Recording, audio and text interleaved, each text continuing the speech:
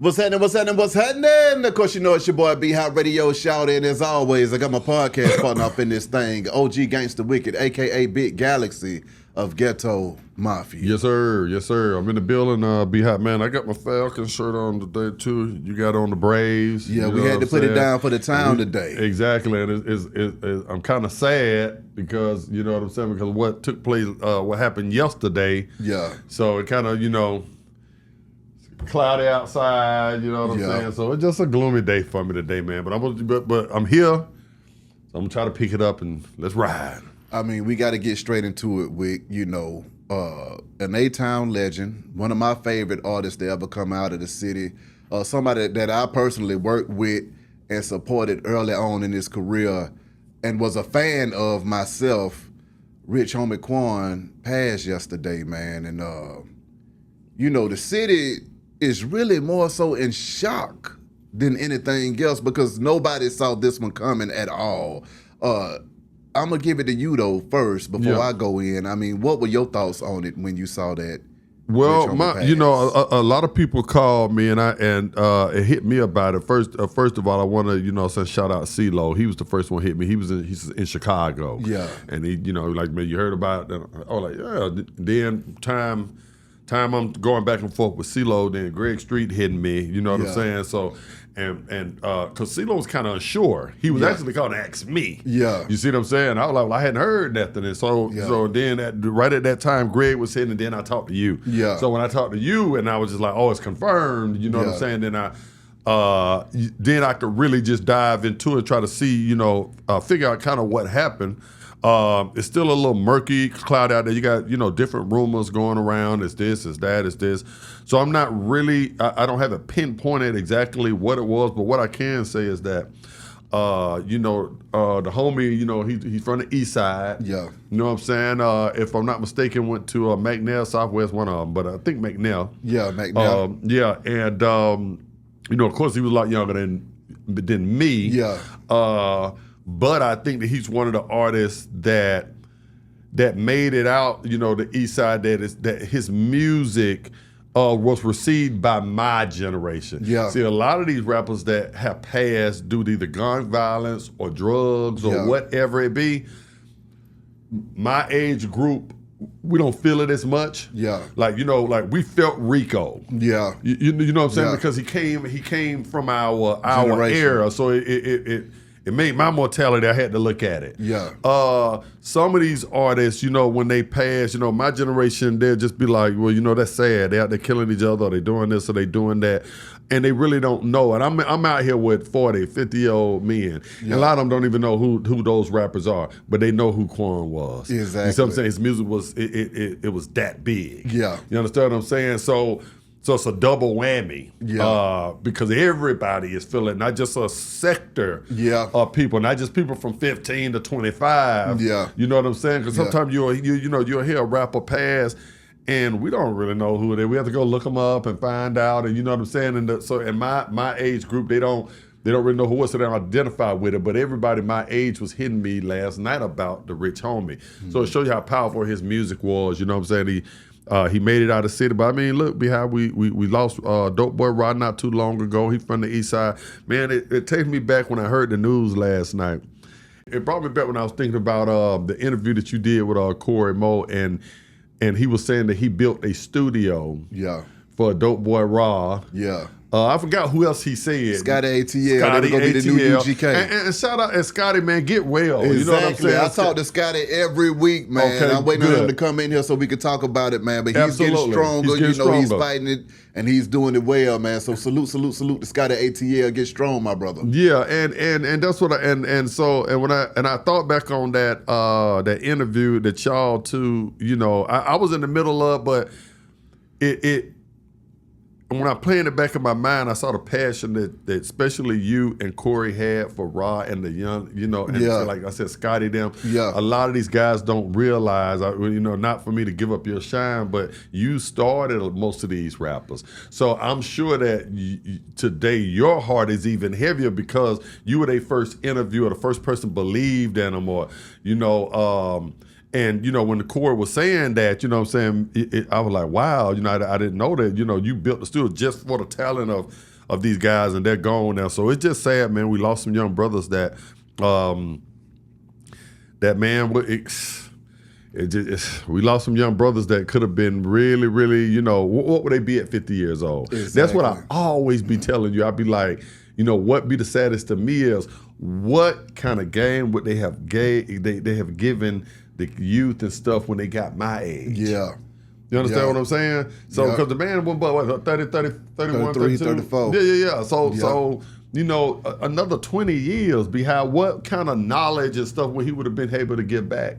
Come on. To the city and to the up and coming rappers then. Yeah. You know what I'm saying? If rap ain't dead in 20 years. You know what I'm saying? So it's sad. That's why I stand, man. Condolences to his family. Condolences to everybody that loved him. Condolences to the city and hip hop, the community as a whole, because it seems like we can't even get over one passing before another one hit us. Yeah. I'm still grieving about Rico. Yeah. I'm still grieving about Dope Boy Rock. Yeah. You understand what I'm saying? Dolph. Yeah. Dolph's still on my mind. Yeah. Gangsta Boo is still on my mind. Yeah. You know what I'm saying? And then all of a sudden, this just out of nowhere. So it's a sad day for hip hop, man. But I'm gonna let you kind of get into your feelings up, because you was a lot closer to them than I was. I'm a little bit older than all y'all. Yeah. But I did love the music, and it reached my generation.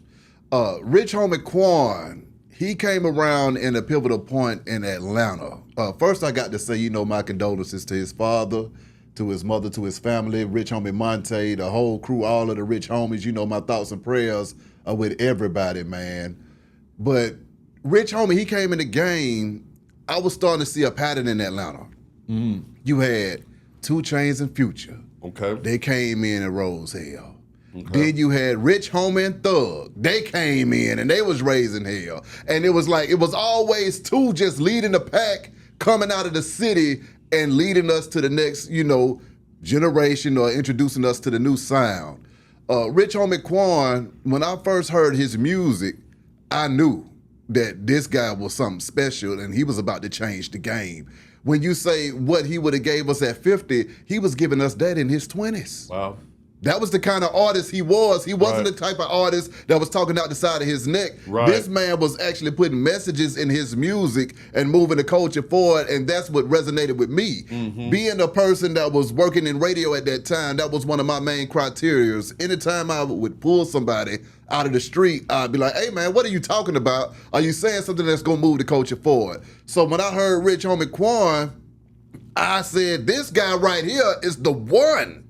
He was gonna be the one. Mm-hmm. He came out and started making hit after hit after hit. Okay, differences. Hit the radio, went crazy. Some type of way, went crazy. Flex with Knitted Beats and DJ Spins went crazy. Walkthrough was going crazy. My nigga went crazy. I Know went crazy. This man was making platinum hits. Right. Back to back to back, and was on a real deal run. Right. And, it was amazing for me to be able to see it, because I saw it from the beginning. Being in radio and being in the position that I was, the position that I played was, I'm going to break these new artists and give them an opportunity to get up through there. Mm-hmm. We have gatekeepers, but I was like a gate opener. I go over there by the gate and I open it up and I say, hey, hurry up and get in this thing quick you can so they get me up out of this thing. Yeah. So I read as many folks in there that I could. Right. And one of the things that breaks my heart about that, it all started for me in the production room at Hot 107.9, because I wasn't even allowed in the radio station room when I first started, okay? Mm-hmm. I had to progress up into that. So I was in the production room. But the people that were in that production room with me, it was Rich Homie Quan. It was Trouble. Wow. It was Bankroll Fresh. Wow. It was DC Young Fly. Yes, it was Young Dolph. It was Takeoff and Quavo from the Migos. These people were starting their careers off with me starting my career off. So the same way that I was believing in them, they were believing in me to help them get to where they was trying to go. Right. And one of the beautiful things for me to see would be, I remember when you came in here looking crazy and we were putting our heads together and trying to put out the best piece of content that we could, because at that time, it really wasn't about digital content at that time. Right. So I was just trying to create something to be able to move the culture forward from my own perspective, but I knew this was the best I could do. I might not be able to put you on the radio and put you on a prime time slot, but I'm going to put you on this internet, and my show come on at 2 o'clock in the morning, I'm going to run your stuff then. However, Atlanta was a part of the city back then. So at 2 a.m. Saturday morning, folk was still tuned in to what was going on, but it still just wasn't no main time slot. So them folks was believing in me and I was believing in them, and Rich Homie Quan was one of the main ones that believed in me, and I got a chance to watch his career blossom. And I saw this man go from a brother off of the street to a superstar. Wow. A superstar. Yeah. One of the biggest artists to ever come out of the city. Right.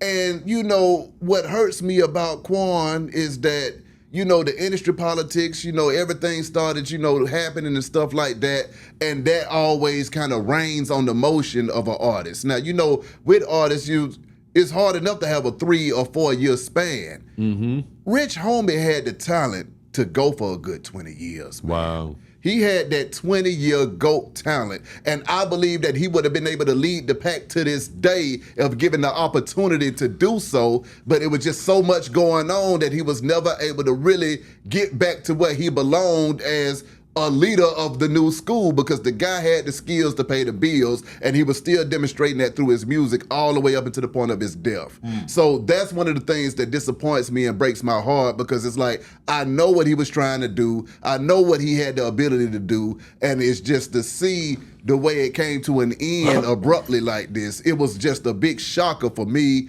the city of Atlanta, and everybody that loved Quan, because it was like, you can't believe it. It's like, hey, man, no, not Quan. When this story first broke, everybody thought it was a prank. Nobody believed it. Nobody believed it. The only way I find out that stuff is real is until I start making phone calls. And when folks don't answer their phones, it lets you know what's going on. Right. It's like, nah, folks is out of their mind right now. They can't even talk because they going through too much, you know. Right. So when I did get, you know, confirmation of what was going on, my heart immediately broke. And I mean, it just took me back to that place again of devastation and despair and depression, because I look at all of these young men that I saw as young men when I was a young man myself, and the goal was for everybody to prosper and be successful. And I'm seeing over and over again a lot of different tragedies occurring in people's careers and in their lives. And the question is, what can we do to prevent this stuff from happening? Or is this just a natural occurrence that's going to happen over and over again? I mean, well, it's in the community. It's a community problem, not just a rapper's problem. It's a community problem, and the rappers are the high-profile victims. But there are millions of these same type of victims in our hood throughout the United States that nobody knows their names. But this is happening every time, and I'm gonna tell you, it's normally one or two things. It's normally gun violence, black-on-black crime, or it's drugs. And most of the time they go together. You see what I'm saying? The drugs fuel the gang violence. The gang violence fuels the drugs. You see what I'm saying? So it's pretty much those two most of the time. These guys are not waking up at 30 years old with a bad heart and just fell out somewhere, you know, natural causes. You see what I'm saying? It's a community problem, and the rappers are the ones just bringing it to the forefront because of how you know, because of how profile they are. But yeah, we got a problem in the community, man. I got cousins and partners. Like I said, I'm still dealing with the Roz and the Rich Homies and stuff, but then I got 5 or 6 partners that don't fell out the same way in the streets. So and that nobody knows about. And like you said, we still having to call their family and deal with their family and stuff. My cousin, you know, Big L died from, you know, not too long. You know, I ain't got over that. You know what I'm saying? It was the same thing. They just called me the next morning, you know, L dead. I'm like, what? Exactly. I started calling the phone and the same way, man. So it's a community problem, and I think that I mean, the list that you just yelled off a minute ago of the rappers that you started with, Bruh, that was an all-star. That was an all-star lineup. The names that you just said, I didn't. When you just put it into the context of that. Yeah. Beat King just passed. That was your partner. Yeah. Like you said, now Rich Homie, Dolph. You in there? Takeoff. You in there with all these. All these legends. So I know you probably. You today. Where do we go? Where do we go from here? Well, I will say this, we got to start caring a lot more about each other, and putting more respect on people's names. That was one of the things that I saw that was missing in the game. See, what's going on in Atlanta right now ain't nothing new. Right. This was going on back then too, but I saw it early. That's one of the things I got the gift of. I can see the vision of the future, what's going on. I remember when I got into the radio station, I looked up and I said, man, unless you a top tier artist, you can't even come in this radio station.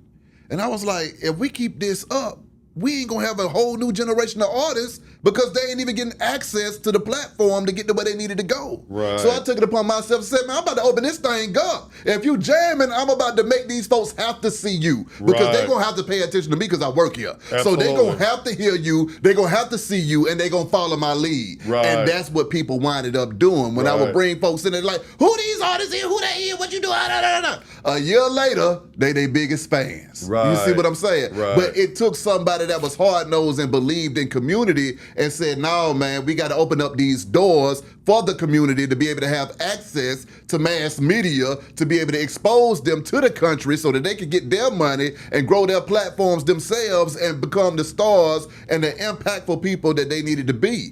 And that's what's missing in the game right now because everybody that's still playing are playing for keeps. They playing for themselves. Right. Nobody's playing for the community no more. Right. Nobody gives a damn about making sure that young black men coming up in the hood and young black women coming up in the hood have an opportunity to blow up. Nobody's trying to give anybody an opportunity for free anymore. Right. Nobody's doing that. Everything is about money. Everything is about ego. Everything is about pride. And that's what's causing the situation that we have now in hip hop to where it's stale and stuff is dead and it's coming to a standstill because the people that need to be moving ain't moving because only thing that moves them is the money. And when you're dealing with young artists coming from the hood, do you think they got money? Right. They ain't got no money. They got a dream and they got talent.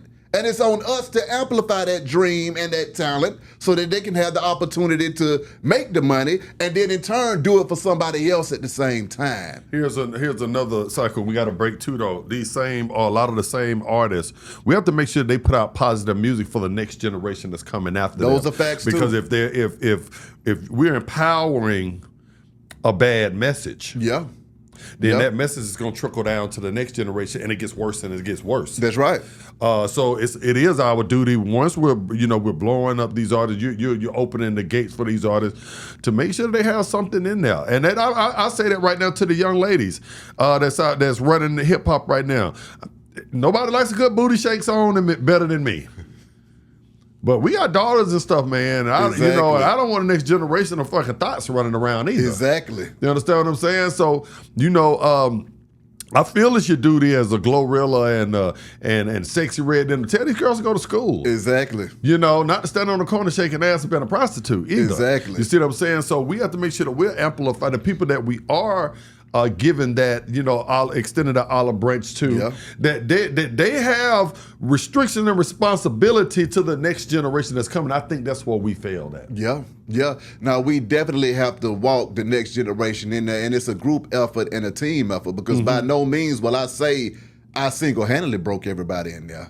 I did my part. You did your see part. What I'm saying? You did your part. I did my part, but it used to be a group effort in Atlanta. Right. Folks would see, DJs would get together and talk like, man, I like this artist. Oh, you like him? Well, man, send me the record over there. I'm going to help break them too, man. We gonna all come in. Yeah, they don't do that no more. Ain't nobody doing that no more. Ain't nobody doing that no more. Even the DJs nowadays, behind, not to get off subject for what we were talking about, but the DJs now, and I'm glad you said that because I've noticed that most of the DJs have their own artists that they're trying to break. So they don't want to mess with your art. Like you say, you can come back and they say, hey, he going to get on Mafia record. Come on. You know what I'm saying? Jelly, play it. Now, and just hypothetically, you and Jelly, y'all, but just hypothetically, you could call Jelly, hey, Jelly, I got this group Ghetto Mafia. Yeah. Yeah, well, let me hear it. I'll play it over here like you said. Exactly. Now you got that call Jelly. Hey, Jelly, I got this Ghetto Mafia record. Well, nigga, I got 8-Ball MJG record. Yeah. You know what I'm saying? Yeah. What you gonna do with my group? You know, Exactly. so that's what you, like you say now. Exactly. Everybody for sale. Exactly. Yeah, I get it. And so that's what we got to get back to. And then also just people in media in general, the DJs. Right. You know, we are the gatekeepers, the podcasters. We are the gatekeepers. We have to open up the gates and let people through there, man. I mean, we can't be so hell-bent on us being a star. See, that's the other issue with folks. They don't understand what media is really here for. We are the vessel for the information to get through. Right. But somewhere along the line, media people started to think that they were the stars and the artists, Right. they were the vessel for them to be a star. Right. And it's like, no, you become a star by being a vessel for stars to be stars. Absolutely. That's what the real issue is right there. Nobody understands that point. No, because they're thinking, you can't come on my platform unless you a star because you ain't going to benefit me. Right. It ain't about whether somebody can benefit you or not. It's about whether that artist can benefit the community with the talent that God gave them. Wow. So if they have that talent, then it's on you to amplify that talent Wow. for the community, and the community will appreciate you for bringing that star to them. And in return, you become the star. Exactly. I love it. I'm with you. Exactly. That's how the game right is supposed to I'm go. right here with you. You I'm know, with you. and nobody understands that. Mm-hmm. When it comes back to Rich Homie Quan, man, I mean, you know, it's a big hole in the city with this one. Yeah.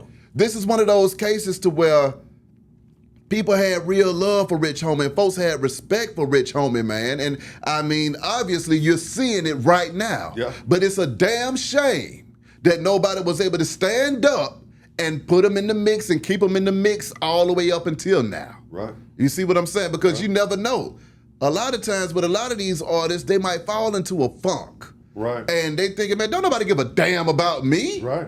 So why should I give a damn? I'm about to just go ahead and cool out and let the wind take me where it take me. I told you that every time I tell you that and tell the people that y'all don't be hearing me when I say what I say it all the time, and I'm gonna say it again. Yeah.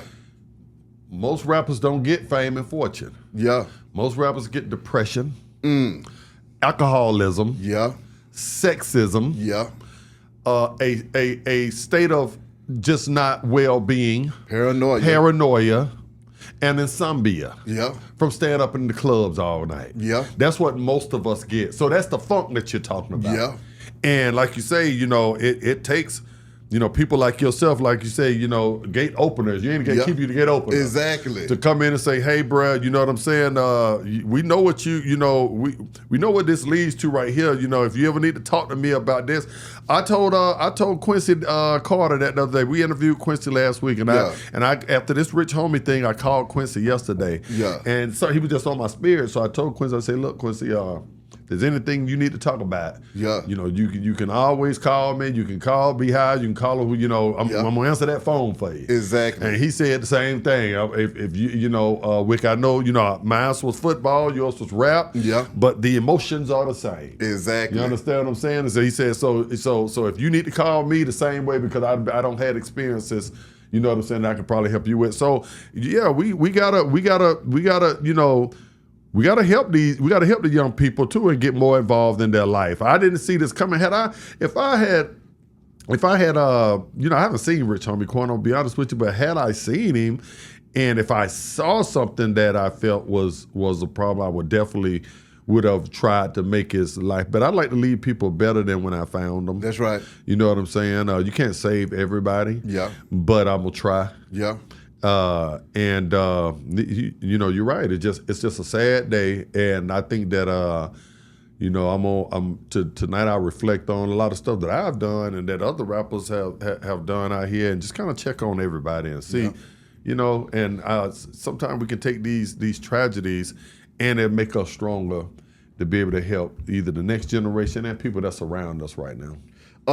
How do you think that hip hop is being impacted by all of these deaths? Because I'm here to let you know. I mean, when I say Dolph, Takeoff, Snooty, Wild Chinks, Drugs, Bankroll Fresh, Rich Homie Quan, Rah Rah, Nipsey Hussle, Mo3, Young Greatness, so many folks I can't even name them all. These is people that I would be talking to on the show. Right. You see what I'm saying? Right. To create content with, to keep relevant and give back to the people. Right. The pool is getting smaller and smaller. That's the whole generation. Yeah, you forgot Trouble. With Trouble. Yeah. Come on, man. Scoob. I mean, so many people, man. Yeah. And then a lot of other artists, they just refuse to even come out and speak because they're just so pissed off. Right. They like, man, I ain't got nothing to say, B. I'll talk to you on the phone, but I ain't doing no damn interview because I don't care. Wow. Yeah, it's that bad. Well, so what do you think is going to happen to the state of hip-hop moving forward with us losing so many people? Because right now I feel like it's being cut off by the legs. It's been cut off by the throat. They don't it's by the jugular, because